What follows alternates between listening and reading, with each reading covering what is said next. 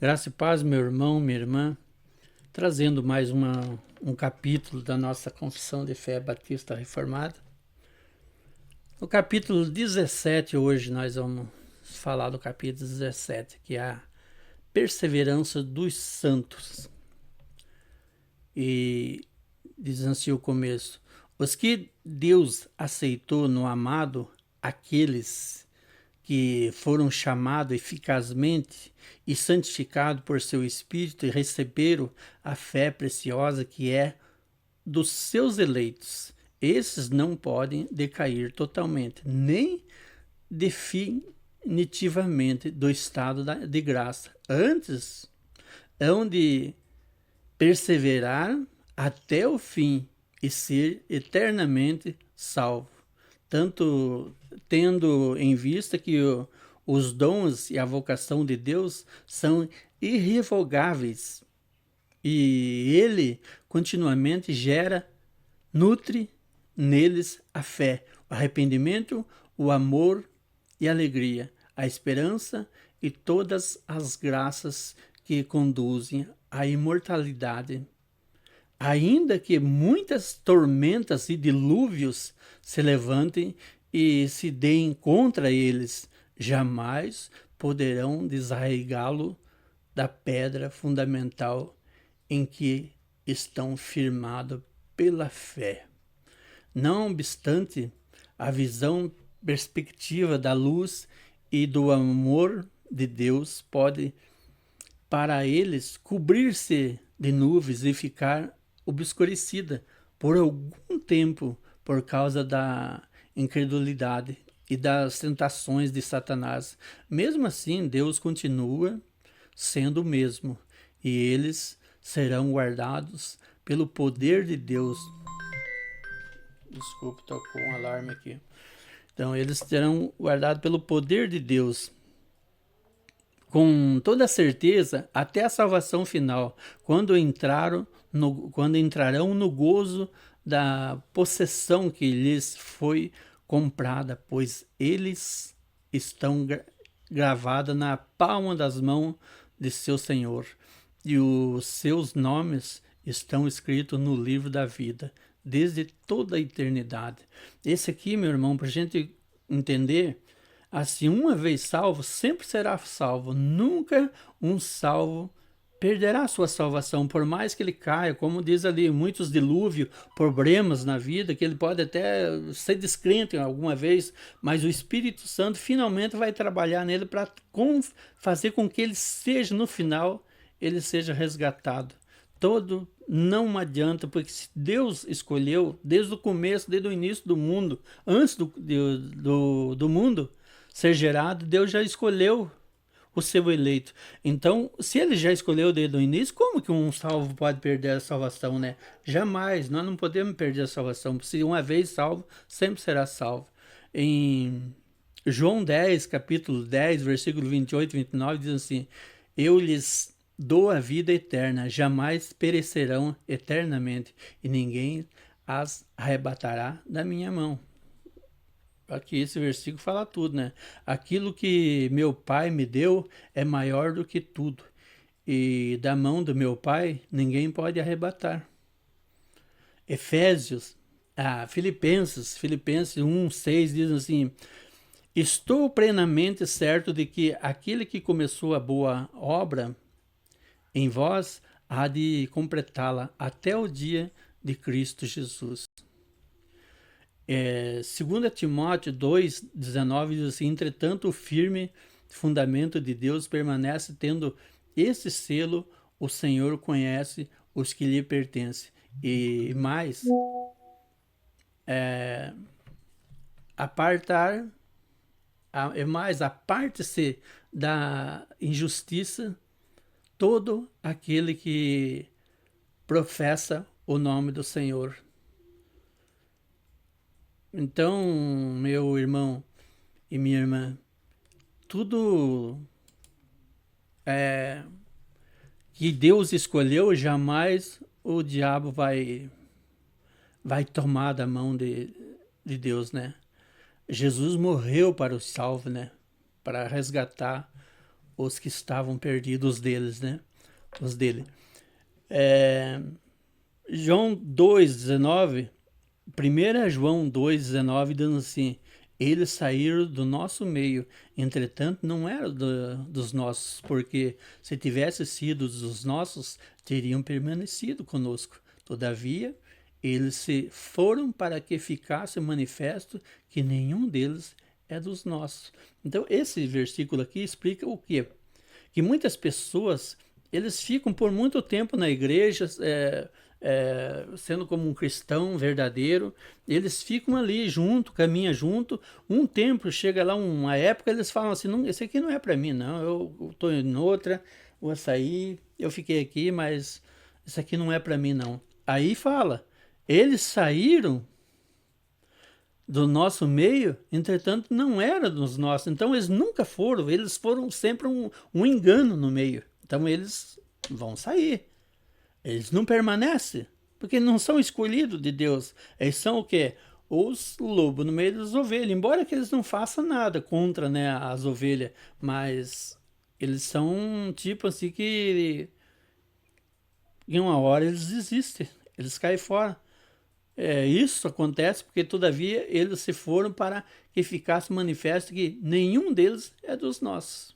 Daí em Salmos 89, 31, 32 diz assim: se violarem os meus preceitos e não guardarem os meus mandamentos, então punirei com a vara as suas transgressões e com açoite a sua iniquidade. Lembra que a gente no começo lá falou das tempestades, dos dilúvios que acontecem na vida? Por nossas transgressões, pelos nossos erros. Então Deus vai mandar. A gente vai passar por luta até você voltar atrás, não saber que você está no caminho errado, né? 1 Coríntios 11, 32 diz assim: mas quando julgados somos disciplinados pelo Senhor para não sermos condenados com o mundo. Somos disciplinados. É um pai, ele é o pai eterno que vai chamar a nossa atenção, colocar no caminho certo, né? E Malaquias 3, 6 diz assim: porque eu, o Senhor, não mudo, por isso vós, os filhos de Jacó, não sois consumidos. Deus não muda, a misericórdia dele é eterna.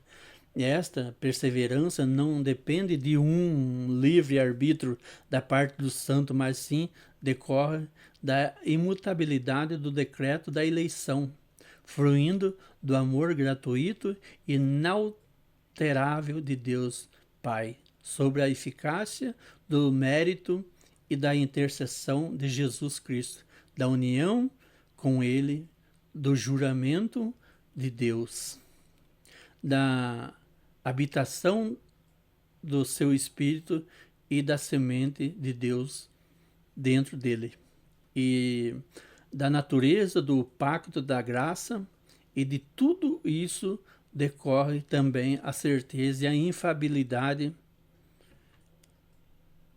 da perseverança dos santos.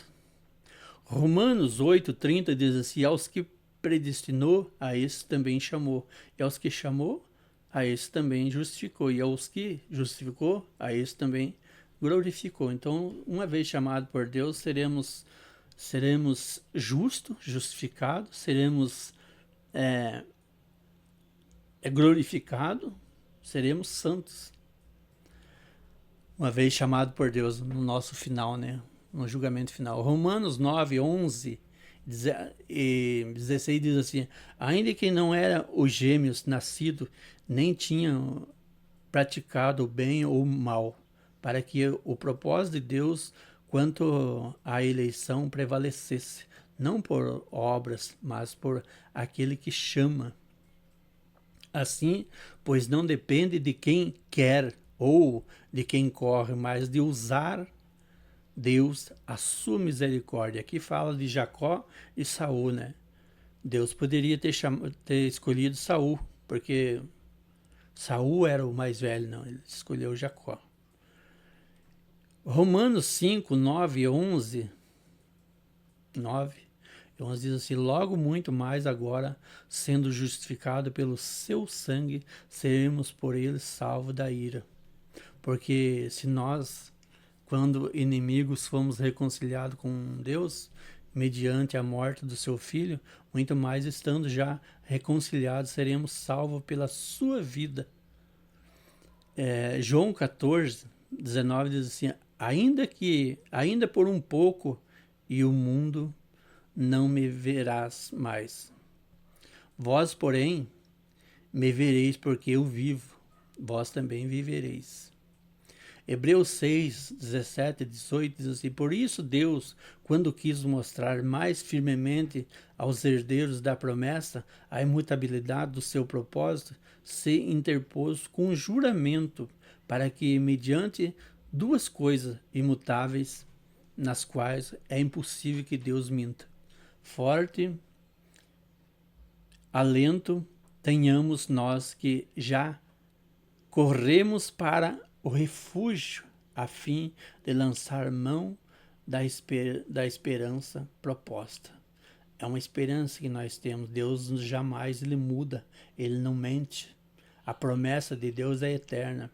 1 João 3,9 diz assim: todo aquele que é nascido de Deus não vive na prática do pecado, pois o que permanece nele é a divina semente. Ora, esse não pode viver pecando porque é nascido de Deus. Então ele não se adapta ao pecado mundano, né? E Jeremias 32:40 diz assim: farei com eles aliança eterna, segundo ao qual não deixarei de lhes fazer o bem, e porei o meu temor no seu coração, para que nunca se apartem de mim. Levados pela tentação de Satanás e do mundo, pela prevalência, né, da corrupção que ainda permanece dentro deles, ou pela negligência ao meios para a sua própria perseverança, os santos podem incorrer em tristes pecados e continuar em tais pecados por algum tempo. Desse modo, eles caem em desagrado perante Deus e entristecem o seu Santo Espírito. Vêm ser privados de bênção, conforto, têm os seus corações endurecidos e feridos e consciências, ofende e escandaliza outras pessoas e fazem vir sobre si mesmo os juízos de Deus ainda neste mundo. Não obstante, eles renovarão o seu arrependimento e serão preservados através da fé em Cristo Jesus até o fim. Então, por mais situação que passa, até o fim, um dia, antes de que você morra, você volta, se arrepende no caminho certo e volta envergonhado pelo tudo aquilo que você fez, né? Mateus 26, 70, 72 e 74 diz assim: ele, porém, o negou diante de todos, dizendo: não sei o que dizes. E ele negou outra vez com juramento: não conheço tal homem. Então começou ele a praguejar e a jurar: não conheço esse homem. Imediatamente o galo cantou. Cantou o galo, né? Isso aqui não preciso nem falar, né? Quando Pedro negou a Jesus, né? Dá uma arrumada nessa câmera aqui, muito claro.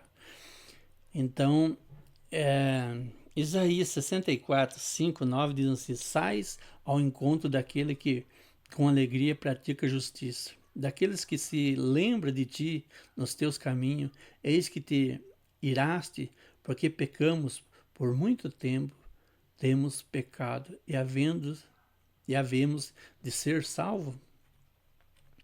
Não te enfureça tanto, ó Senhor, nem perpetuamente te lembres da nossa iniquidade.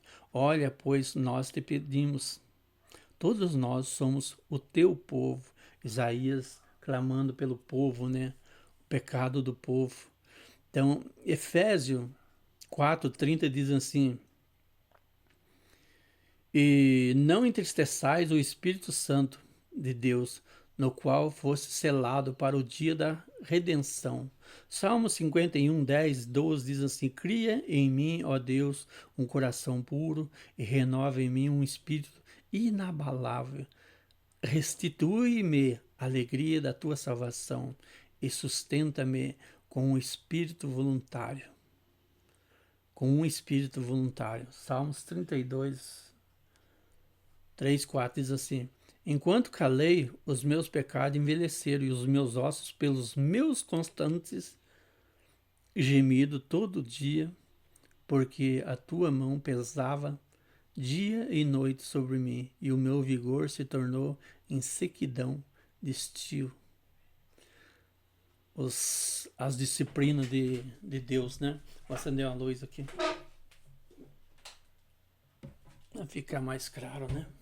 Então, e daí, em Salmo mesmo,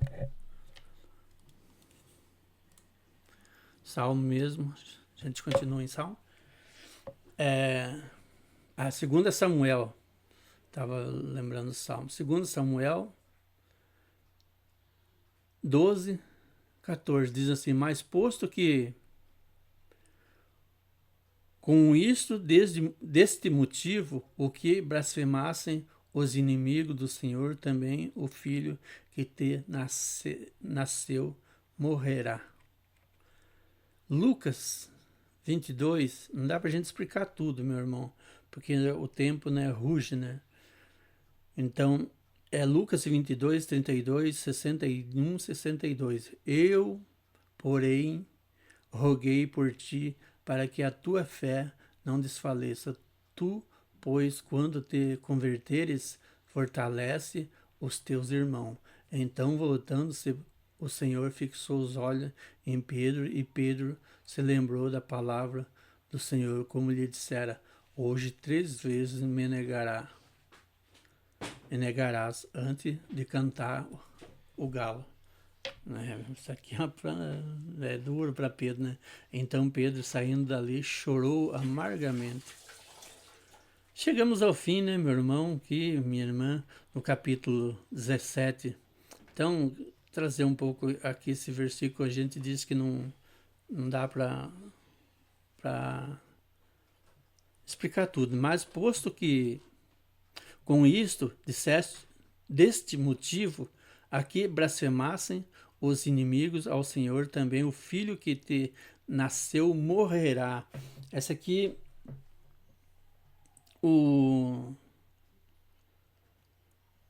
se eu não tenho o ensino aqui agora, mas sabe, esse aqui é sobre Davi, quando Davi se prostituiu com Betseba, que ela engravidou, e o filho, Deus disse que o filho não viveria e morreria, aquela criança, né, pelo pecado que ele cometeu com ela, né, porque ela era casada, era mulher de um guerreiro dele, ele foi lá e se prostituiu com ela, né. Então, como a gente, para não ficar muito longo, que a gente continua na próxima vez, o outro capítulo, né? E findamos por aqui esse capítulo. Que a graça e a paz do nosso Senhor Jesus Cristo nos abençoe hoje, amanhã e sempre. Curte, compartilhe nossos vídeos para que nós continue gravando mais, né? Trazendo mais a palavra do Senhor cada dia mais. Amém? Até a próxima, se Deus quiser.